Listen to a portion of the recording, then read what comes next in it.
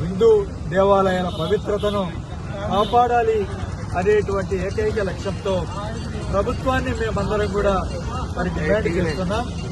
ప్రభుత్వం ఏ విధంగా హిందూ దేవాలయాల పక్కన హిందూ దేవాలయాల విషయంలో ఏ విధంగా వ్యవహరిస్తుందో మనం చూసాం.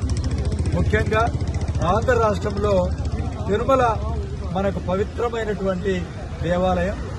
తిరుమల లడ్లు మనం ఎంత పవిత్రమంటే మనం 1కి 10 లడ్లు కొని మనమందరం మన గ్రామానికి వచ్చినప్పుడు మన ముఖ్యులకు, మన కుటుంబ సభ్యులకు, మన మిత్రులకు అందరికీ కూడా పంచిపెట్టేటువంటి ఒక ఆనవాయితీ.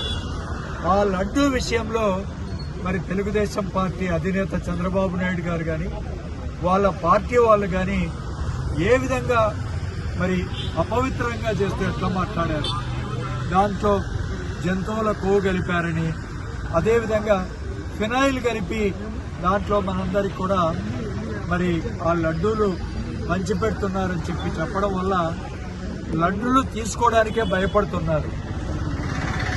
మరి ఈ విధంగా అపవిత్రత చేసిన వాళ్ళు ఎవరైందో ప్రజలు ఒక్కసారి గ్రహించాలి.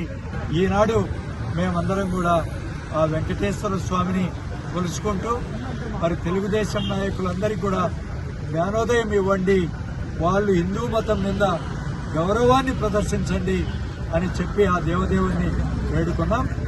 రెండో విషయం, ముఖ్యంగా ఎమ్మెల్యే గారు చెప్పినట్టుగా టీటీడీ చైర్మన్ అనేది చాలా ప్రతిష్టాత్మకమైనటువంటి పదవి.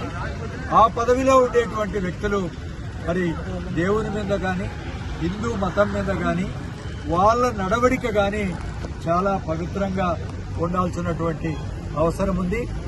ఆయన మహిళల మీద ఏ విధంగా ఆయన మాట్లాడారు, ఆయనకు ఎలాంటి అనైతికమైనటువంటి మరి మహిళలతో సంబంధాలు కలిగి ఉన్నాయో మరి మీ ద్వారా ప్రజలందరికీ కూడా తెలియజేసినటువంటి వ్యవహారం. ఆయన్ను పట్టుకొనే ఆయనతో కలిసే ముఖ్యమంత్రి గారు చంద్రబాబు నాయుడు గారు అనేక కార్యకలాపాలు చేయడం ఎంతవరకు కూడా మరి సమంజసం కాదు. ఇదే మరి జగన్మోహన్ రెడ్డి గారు పృథ్వీ గారి విషయంలో ఈ విధంగా ఒక మహిళ మీద అసభ్యంగా మాట్లాడారు అని తెలిసిన వెంటనే మళ్లీ రోజే ఆ ఛానల్కి, సిబిసి ఛానల్ ఆయన చైర్మన్ గా ఉంటే ఆ పదవిని తొలగించేశాడు. అదే అన్నమాట హిందూ మతం మీద ఉండేటువంటి గౌరవం.